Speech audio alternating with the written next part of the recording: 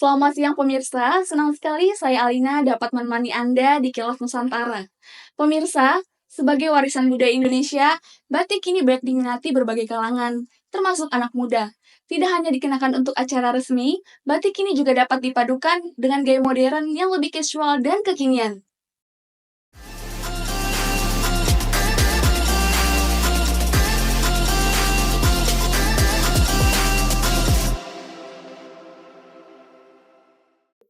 Selamat siang Sobat Nusantara, hari ini saya sedang berada di kediaman salah satu pemilik usaha batik di kawasan Bekasi nih. Di sini saya akan mengajak Anda untuk berkenalan langsung dengan pemilik usaha yang berhasil membawa batik ke kancah internasional. Kira-kira siapa sosok kreatif di balik ide inovatif ini? Mari kita ikuti kisah inspiratifnya bersama-sama.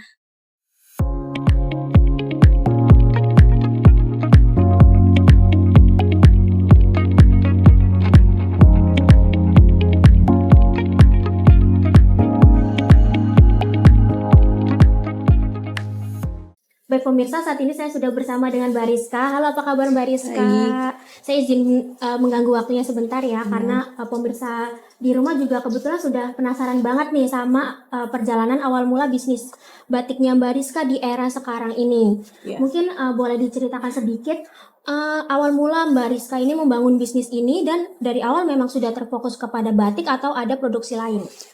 Di awal berdirinya Rizka Febri di tahun 2018, awalnya itu kita membuat adalah kebaya ready to wear. Itu berawal dari masalah saya pribadi. Waktu itu kalau mau pakai kebaya kenapa mesti ke penjahit dulu gitu.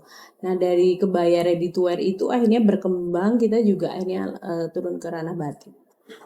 Berarti dari awal itu ada kebaya ready to wear, produksi kebaya ready to wear, terus melakukan improvisasi, Iya. inovasi. Lalu ada nggak sih konsep utama atau ciri khas dari batiknya Mbak Rizka ini? Batik Rizka Febri itu ciri utamanya adalah di desain dan motif kita itu di desain yang unik dan motif yang kontemporer. Jadi desain-desainnya juga tetap mengikuti tren-tren saat ini dan juga Betul. tetap berinovasi ya Mbak Betul. Rizka.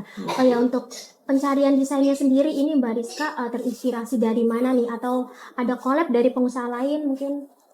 Untuk motif-motif Rizka Febri kita memang improve, jadi memang dari beberapa pengembangan produk yang lalu-lalu yang pernah kita buat, dan kita melihat market semakin banyak yang melihat produk kami, akhirnya kita banyak melakukan analisa juga motif seperti ini yang lebih disukai masyarakat. Jadi Itu. tetap mengikuti zaman ya Mbak Rizka, Betul. tetap mengikuti tren pasar, tapi tetap juga berinovasi. Betul. Jadi menarik sekali ya pemirsa, perjalanan awal mula Mbak Rizka ini dari pencetusan ide sampai sampai usaha batiknya ini dikenal oleh masyarakat luas.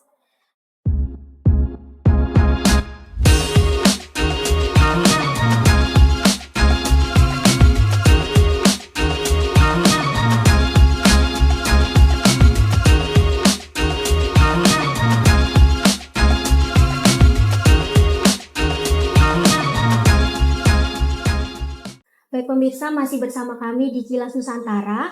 Saat ini kami masih ingin mengetahui nih perjalanan bisnisnya Mbak Rizka.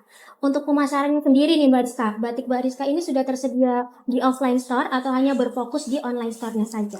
Untuk saat ini Rizka Febri memang 80% kita fokus pada online, karena online itu kan sekarang lebih fleksibel ya, dan dari dalam dan luar negeri customer udah bisa membeli produk kami, dan 20% fokus kami adalah konsinyasi di beberapa toko-toko offline, yaitu ada di alun-alun Indonesia, ada di Grand Indonesia, dan ada di The Krasnada di Jawa Barat, di Bandung. Berarti tadi Mbak Rizka menyebutkan kalau pemasarannya sendiri sudah sampai ke pasar internasional, Betul. tidak hanya di pasar lokal. Betul. Jadi kalau boleh tahu strategi apa sih yang Mbak Rizka lakuin nih untuk bisa mencapai minat pembeli sampai bisa ke pasar internasional?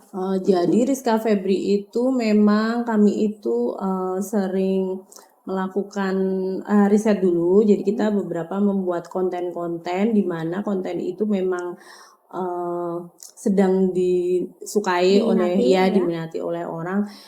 Yang paling ngena itu adalah Rizka Febri memang sempat viral di TikTok.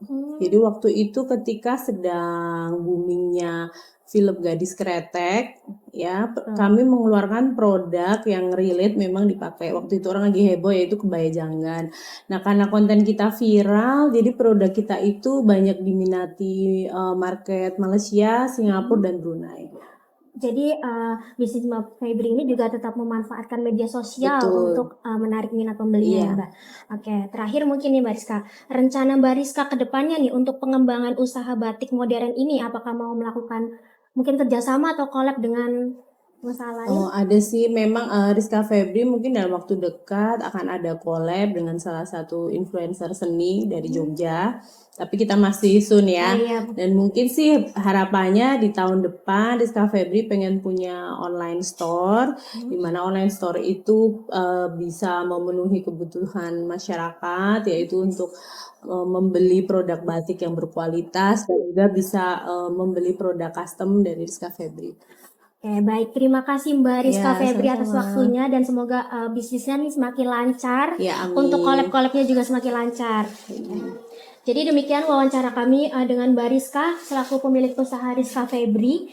Dari perbincangan ini kita bisa melihat bagaimana batik sebagai budaya Indonesia dapat terus berkembang dan terus dengan sentuhan inovasi dan juga kreativitas tanpa menghilangkan nilai-nilai tradisinya. Jadi harapannya usaha seperti ini mungkin mampu memberikan inspirasi bagi kita semua untuk tetap mencintai budaya lokal dan mendukung para pengrajin di tanah air. Saya Fariza melaporkan dari Bekasi, kembali ke studio. Baik pemirsa, informasi tersebut sekaligus menutup perjumpaan kita pada hari ini. Saya Alina dan segenap kru yang bertugas pamit undur diri dan sampai jumpa.